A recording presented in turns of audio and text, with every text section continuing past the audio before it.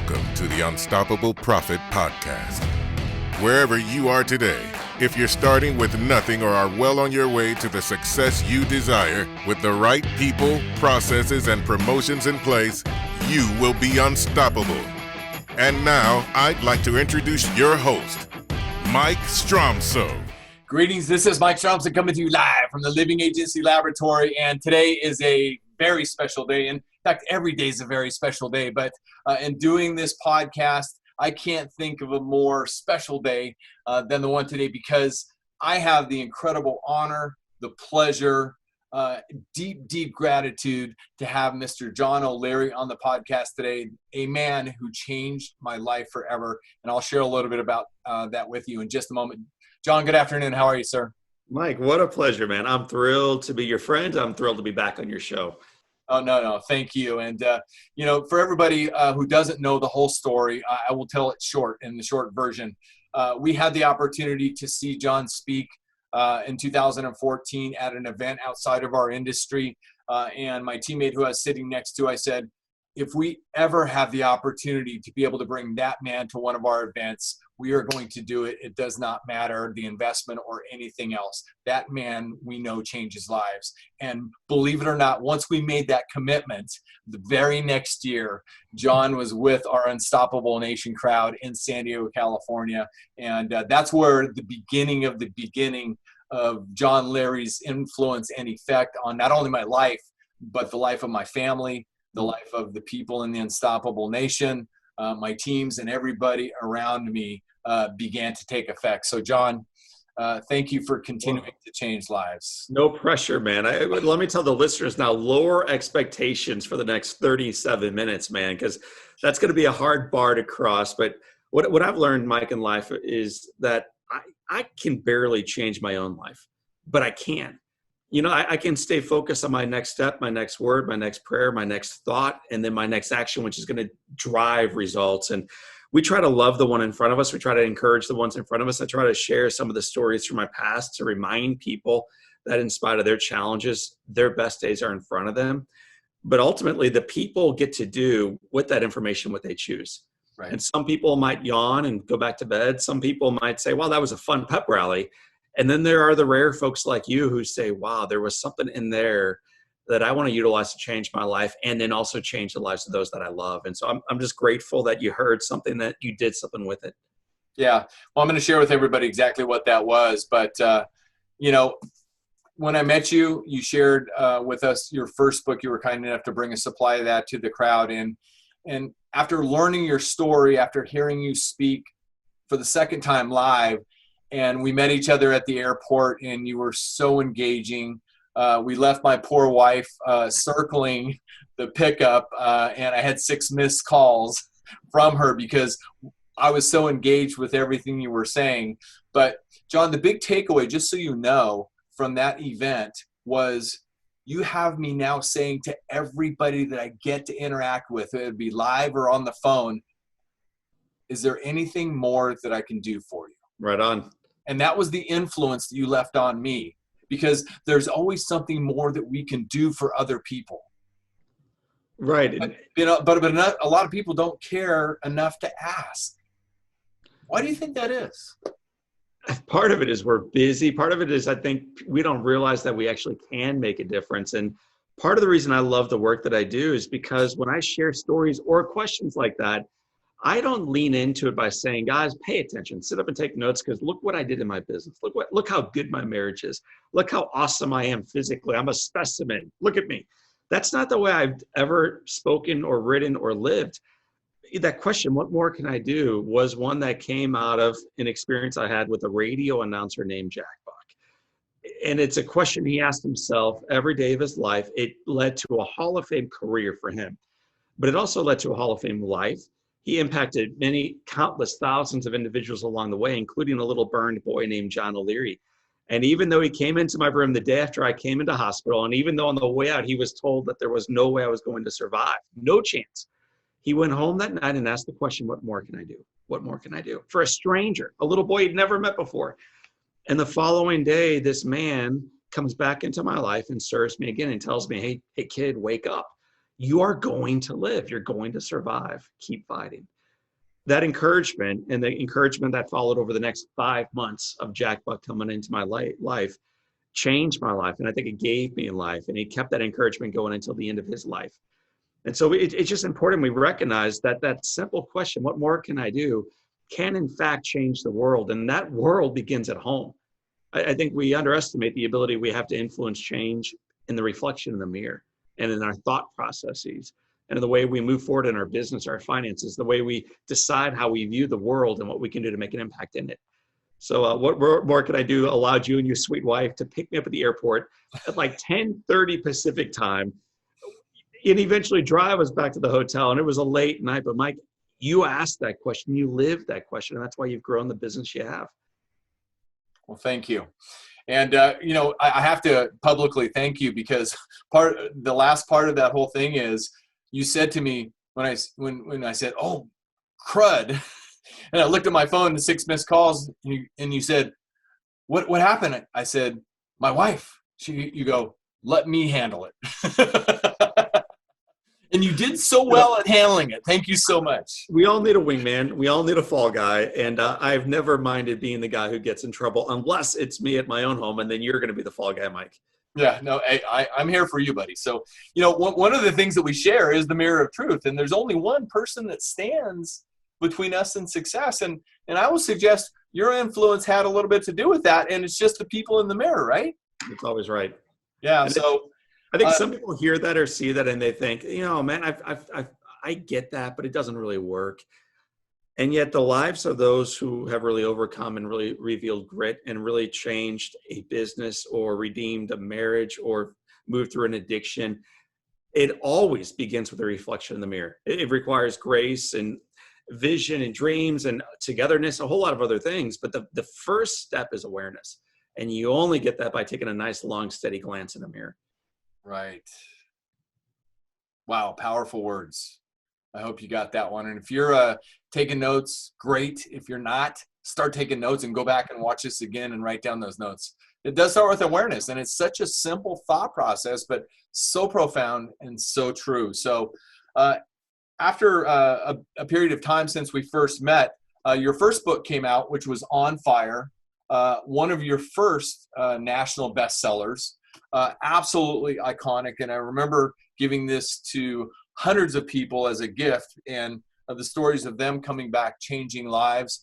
So if you've never personally had the privilege of reading On Fire, please go find a copy of that. It's also on Amazon. So John's always with me in my pocket. But John, what I wanted to share today was stories from your most recent national bestseller, which is In Awe. And I was a privileged recipient of a raw copy before it got out. And this year we've had some bumps in the road in our nation. And you weren't able to get it into as many hands as you had planned because of these bumps. But I know that nothing ever stops you in your efforts to try to help people. So thank you for that. So I would like people to learn more about In Awe in the time that we have together, because anybody that mentions this podcast, contacts our organization, and mentions In Awe, I'm going to personally send them a copy of this if they don't already have it, because I believe in what you do and I want to continue to impact lives. So, John, thank you for taking the time and energy to write your next national bestseller. Man, I'm grateful for that. And in our business, I used to be really laser focused on tightly controlling everything and holding everything with my fist clenched, and found myself stressed out, and I don't think anywhere near as effective as I could be otherwise. And over the last 4 years or so, just been trying to hold everything with my palms facing the sky and recognizing that ultimately we can only control what we can, but we got to let go of the things we cannot. I can't control, believe it or not, global pandemics or recessionary headwinds or social unrest or these incredible social movements that we're seeing around us right now. I can't. So we try to hold everything with our hands wide open, recognizing that we're not able to control everything that happens to us or around us, but we can determine how we put our oar deeply in the water and how we navigate forward. And we can still touch a lot of lives, not only with the book and all, like that's just a part of it. I think with the message of the way we show up in life, one of the things, Mike, I'm most proud about regarding that book already, it's a book ultimately about returning to childlike wonder. And I wrote it with my kids in mind. We can come back to that in a moment. But in the midst of this book coming out, the recessionary winds are blowing. The travel market has been completely stifled. Motivational speaking is completely gone. There is no platform speaking anymore. These are all the businesses that I'm part of. And so we're struggling financially, and we're talking about this as a family. And my kids come up with this idea with the book coming out. Like, what are we going to do with the money from this book? What are we going to do with that? It's going to be awesome. It's going to roll in. And one of my sons, his name is Patrick, came up with this idea to give it all away. Like, just give it all away. And so it's a season of life where we really should be mindful of top line revenue and bottom line profitability, where a whole lot of the income stream just disappeared overnight. And one of the kids, and these are the kids who taught me how to lead well. These are the kids who, when they forget how to lead well, I want them to read in so they can be reminded of what they taught me. Even in the way that we are releasing this book, we gave away 100% of the profits for all pre-sales and for the first week to an organization called Big Brothers Big Sisters, which makes a difference for kids in troubled communities, frequently in our cities, but all over the world. And we were able to donate more than $30,000 through those sales to Big Brothers Big Sisters. And so that's the reminder that kids naturally have this generosity DNA baked within them.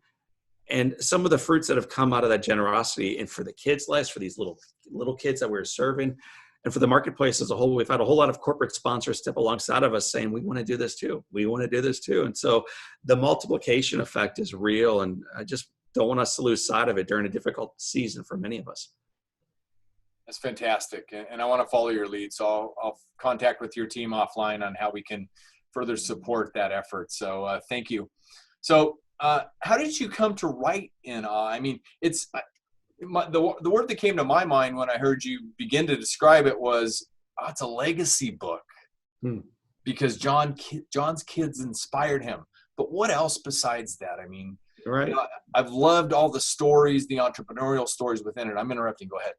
Yeah, no, you didn't interrupt me. It's right on. So I think I wrote it out of speaking frequently enough on the road in front of these large organizations and these wonderful clients like you and Southwest Airlines and Apple and Microsoft and big organizations. And yet frequently as a speaker in front of them, I would see people slump down in their chairs. That's before I even started speaking. And some of them never really sat up fully while I was speaking. Some of them were tethered to their phone the entire time. So that's part of what a speaker might see when he looks out there. It's a conversation, but I think frequently in the seats, we don't recognize that. And then I would leave and check into the hotel room, and they put me up at these beautiful hotels. But people were just kind of enduring the day and disappointed with the service. And the flight was 30 minutes late, and they spent a lot of time talking about how difficult everything is and how beat down their life is and how they are enduring the experience of life. And then when I'm on the road, Mike, I also try to sneak into a school. So I'd leave the corporate room, I'd leave the big seminars, I'd leave the fancy hotels, and I'd make my way into schoolrooms. And I'd see these kids who were just lit up with life. They'd skip into the classroom. They'd smile the entire time I spoke. They'd raise their hand. 100% of them raised their hand when I asked questions. They occasionally got the questions wrong, but they were highly engaged. Yeah. They were fired up for life. And watching this enough and then seeing it take place in my own home, I wondered, what is it that children have naturally that we lose sight of? And if we return to it, what might happen? And so we refer to that as awe. Children have awe, and they begin to lose that as they age. But we believe we can return to it. And we believe when we do, it's going to change not only our life, but the world. Absolutely. And my wife still reminds me from time to time that, I have fallen back into the childlike wonders through my actions, and we won't get into those details, but no, bring it on, man. I think you should stay there. Well, yeah, the curiosity is boring.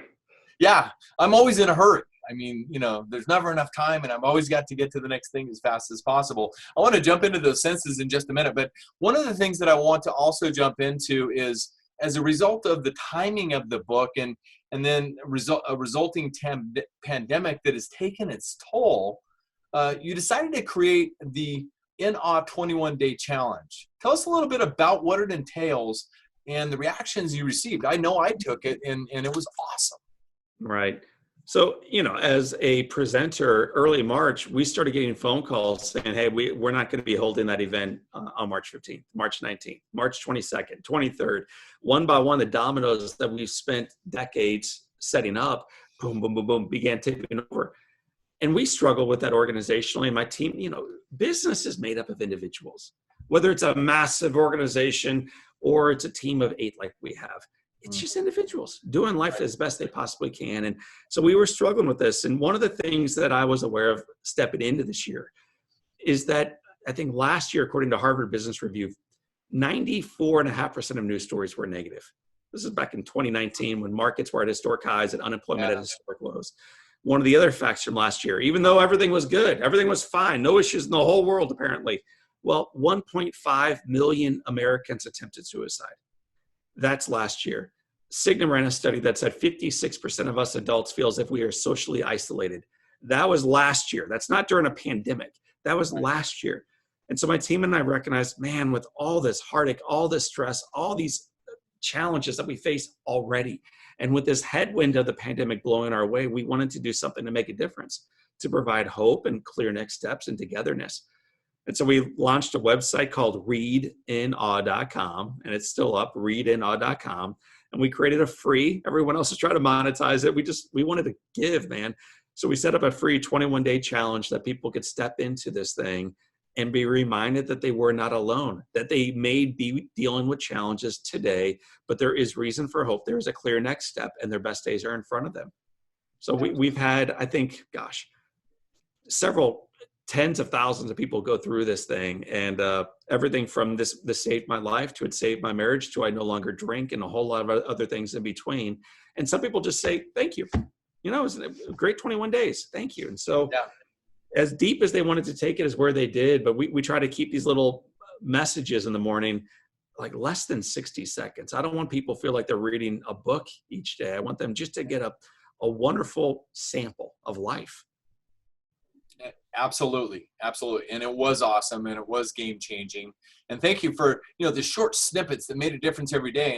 And we never know what people have going on in their lives, but isn't it awesome and incredible when we're ready to receive the message that it tends to appear right when we need it. So. Well, that's always true. And one thing we need to be aware of is every one of us is struggling.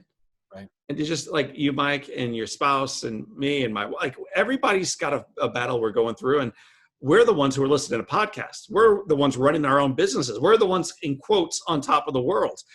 And we're struggling.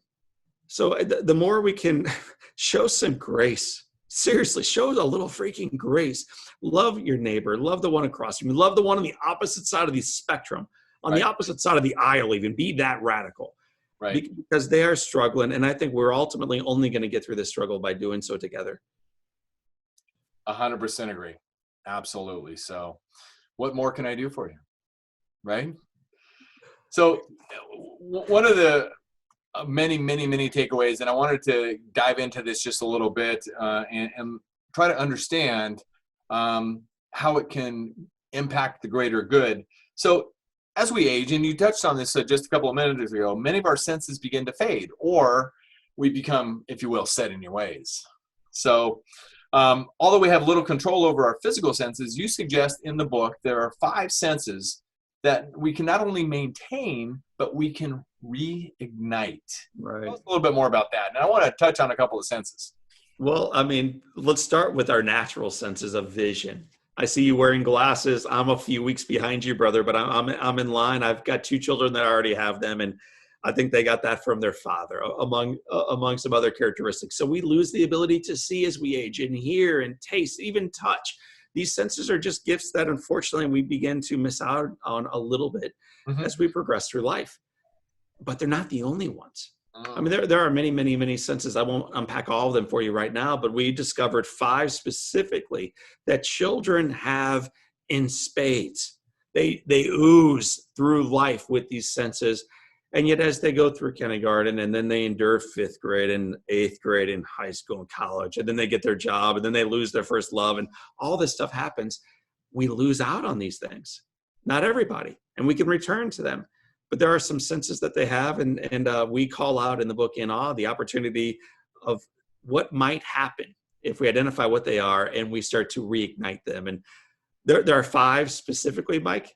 I don't know if you have 1 or 2 or 5 that you want me to talk specifically about, but there are 5 that I call out in the book. Well, because of the demand on your time, I'm not sure we have time to jump into all of them. I would like at least identify what they are and maybe talk about a couple of them. So let's start with the first and most important one in my mind. Whether you're in the entrepreneurial realm or you're part of a team, it all starts with a sense of wonder, right? I mean, what can be? I mean, okay, this is happening. We've got these challenges in life, but let's think about what can be. Tell us about your thought process on the sense of wonder. Right. And I know you go into a specific story with each of the senses, which is fantastic, which is why it's so engaging to me. So there's a lot there. One aspect of wonder is just this idea of first time living. If you've ever taken a walk with a person under the age of 4, which should take 5 minutes to lap the block one time, requires an hour. And it's not because their little feet are moving slower than yours. It's because every leaf needs to be turned over and every earthworm needs to be explored and evaluated. And every cloud dancing by above us needs to be, wow, that looks like a unicorn. Look, Dad, look, it's a unicorn. It's all awesome. It's amazing. It stuns them because quite literally, it's the first time they're seeing this. And we once were like that. But as we age, we lose that wonder, not only for clouds and earthworms and rocks and leaves, but for work, for sunrises, for our spouse, for the day, for the opportunity to become far better versions of ourselves. We just lose that passion for that. And one way I think kids explore that passion and grow in that passion is by asking questions around it. And again, for those of us who have children or nephews, nieces, whatever it might be, or you've ever seen a child, their favorite question is why. They want to know why on everything. And it's not because they're being mischievous. It's not because, like we debate politically these days, they're trying to paint you into a corner. Why do you feel that way, Mr. Trump or Miss Pelosi? Why? No, it's not that. They are rawly, naturally curious about why things are the way they are. And is there a better way to do it? Why? Why do I have to brush my teeth? Why do I have to wear my shoes? Why is the sky blue, Dad? Why? And so as we try to not only build a business, Mike, but do life more effectively, we've found through our research that the best way to do so is to not assume that you know everything. One of our clients is Microsoft. And one of the senior leaders of Microsoft said to me, John, we used to be the kind of organization that had all the answers. Now we've lost that attitude. We're the type of organization now that does not have all the answers, but we come with all the right questions. That's a cool way to go through life. Just show up with all the right questions. Keep asking. Don't assume you know the answer. Right. Yeah, and I love the thought process from your friend of mine, John Maxwell. One of his books was Good Leaders Ask Great Questions. And it's those great questions. And if we're, another thing that I learned this week, John, and I'm sure you already know this, but the word listen, if you write down those letters from the word listen on a piece of paper, they actually also spell silent. If we would just ask the questions and go silent and dream about and have that wonder for the answer, how awesome is that? That is awesome. So and don't confuse conversations. Don't confuse speaking with the person across from you with a genuine, authentic conversation. Yeah. I think it's usually 2 separate motivational keynotes being delivered across the coffee table. And your word right there is silence, man. That is powerful. True silence. Well, it's not my word. It came from other publications. So absolutely. So that was the first sense, which was wonder. The second sense, expectancy. So when we get out of the bed, I mean, think about back when we were kids and we jumped out of bed and we expected certain things from the day, and then we get older and we expect certain things. Talk a little bit more about that. Right. Well, you're kind of sizing it up beautifully, because we still have expectancy in our lives, but even the way you framed that question as your voice started to drift off, I think I and your listeners know exactly where you're heading. When you're an adult and you're reading the headlines and you're checking on the emails that came through and you're looking at your bank account or lack thereof and the bills that are piling up, the expectancy we have is very different than the one we have as children. Expectancy ultimately means in life you're going to get what you expect. It's a kind of a fancy word for hope. And there's an awful lot of phenomenal research around it. The pharmaceutical companies are bellwethers of expectancy. They have found whether you give a patient a sugar pill or you give them the actual goods, either way, the patient will progress. Either way, they will do better. In fact, they found it to such a degree that they're trying to figure out, how do we stop giving sugar pills? Because it's killing our test. What they really should be doing is, man, how do we understand the power of mindset? Because it's impacting our patients' lives. It is that big of a deal. And so expectancy is about being clear in what you're hoping for and then moving directionally in charge of it. Our mindset is our skill set. That is awesome. So sense number 3 is immersion. So, again, is it time to attend to the unimportant, or is it time for tea and the things that are essential? So immersion is the essential things, right? It is the essential. Further that? Yeah, fantastic. And there's 2 ways to view that, Mike, just to pair it up quickly for you. One is this idea of being fully immersed in the moment. Good. Which, man, that is a struggle. You used your word silence a moment ago. We're not a very silent people. We don't do very well, I don't think, just sitting back and listening and being completely present in the moment at hand. Children actually are. At school even. They have to ring a bell to wake them up from whatever it is they're doing. If it's nappy time, ding-a-ling-a-ling. If it's history time, ding-a-ling-a-ling. If they're outside of recess or going to lunch, they have to ring a bell, because otherwise the kid's just going to keep going. They're going to keep doing what they're doing. They're very present. We're always thinking, always, about yesterday, the mistakes, what she said to me, what I did wrong, all the things that went off the rails, or about tomorrow. Dread, anxiety. We are a nation full of anxiety these days. We're thinking about tomorrow, which can be healthy if you're moving toward goals with that great aspiration and motivation. Yeah. But if you're struggling about what tomorrow might bring, it's unhealthy, and it's going to lead to a mental health crisis, which indeed it has. Kids are focused on the moment. So that's one piece of immersion. The other side of it, though, is this: to make sure that the direction you're moving in is the right one. And one of my favorite stories from really the entire book, and certainly from that sense, it occurred about 12 years ago when I was a hospital chaplain. Walked into a gentleman's room. He was dying. What I remember most about his room, Mike, is it was gray. There were no letters, no balloons, no flowers, and no natural light. The shades were even drawn. And I walk into this room, and I'll cut the story down just a little bit. But he said to me, "John, if you'd seen me years ago, you would have seen a man who was on top of the world. I had it all. Marriage was great, 3 healthy kids, and an awesome business. And in the pursuit of everything I thought was important, I lost the things that actually were important."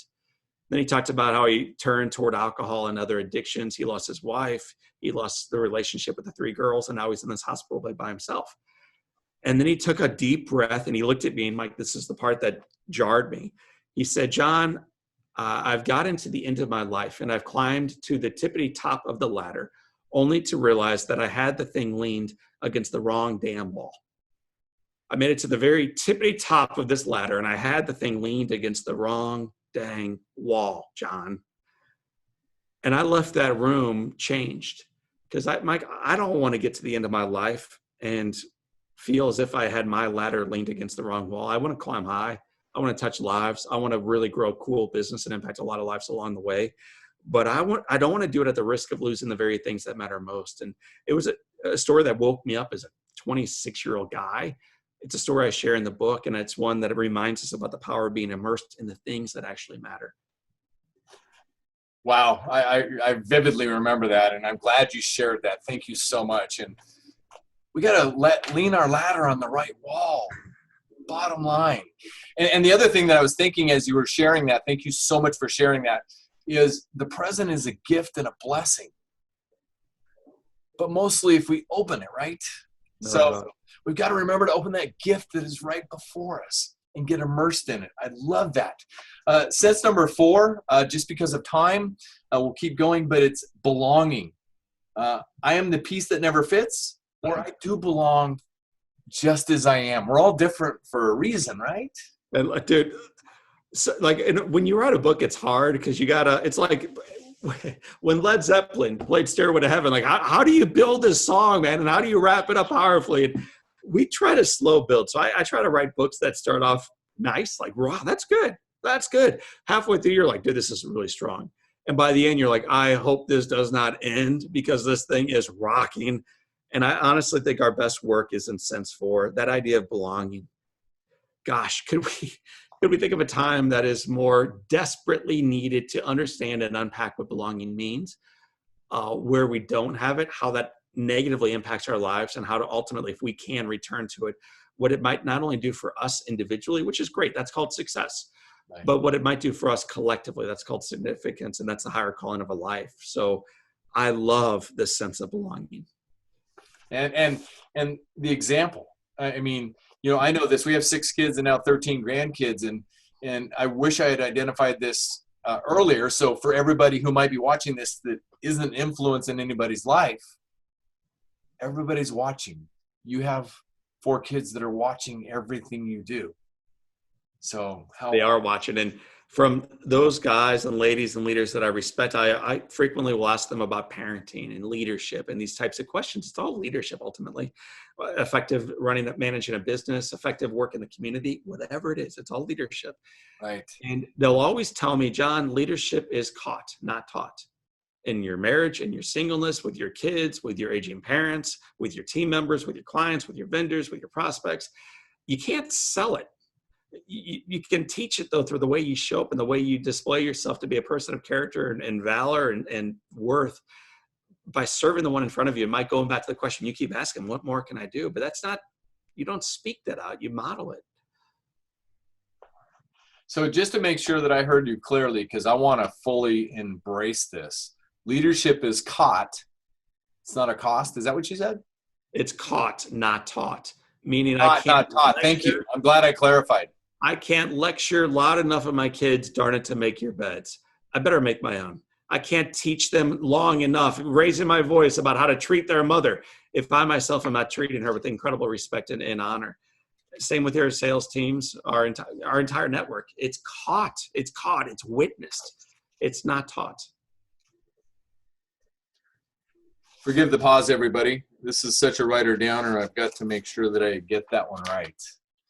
Well, and to give credit where it's due, Mike Matheny is the manager for the Kansas City Royals. He's one of the most winning managers of all time with the St. Louis Cardinals, won several Gold Gloves as a catcher, and is as moral and as good a man as I've ever met, ever. He's a very good person. And he's the one that gave me that quote when I was interviewing him on why he's been so successful. And this catcher, this Major League Baseball catcher, said, well, John, leadership is caught, not taught. It's a valuable lesson I think we all must learn, whether you're behind the plate or you're leading a team or you're making dinner tonight at home. Well, in honor of your St. Louis Cardinals, I wore the appropriate color shirt today. I didn't know why, man, but I loved it. I love the color red. I thought it was for the red little kite on the book. No, it's an honor of you and all that you've done. More than you know. So to wrap this up, sense number 5 is freedom. And before we move to the story about Jack and the Magnolia Tree, let's talk a little bit about freedom. And don't we need to know more about that right now, based on everything that's going on around us? Well, and are you free? Are you free? I mean, I think we feel as if we're free or we feel as if we're beat down, but I'm not sure either one of those is necessarily completely accurate. Freedom, I like to be free from debt. I like to be free from guilt. I like to be free from shame. I found for me in my walk that my faith has informed me of what real freedom looks like, that love of a spouse, of the ability to look in a mirror and see brokenness and scars. I mean, gosh, for those who don't really know my story, I have scars from my neck to my toes, and I'm missing my fingers on both hands. So I'm broken. When I look in the mirror, I see brokenness, but I don't stay chained to the scars long. When I look in the mirror through the lessons that my kids have taught me, I see freedom. I see beauty. I see redemption. I see life. I see possibility. So my question to you is, are you free? Are you truly free? And if not, how can we begin unchaining you? How can we begin releasing us from those things that bind us from becoming the person that we are called to be? Wow. John, I could sit here for hours just talking about this with you, because you are an absolute game changer for anybody that gets to know you well or learns more about you and is able to immerse themselves in what you share. So as we wrap this up today, because of the demand on your time, I just want to encourage everybody to learn the entire story of everything that Mr. O'Leary himself just shared.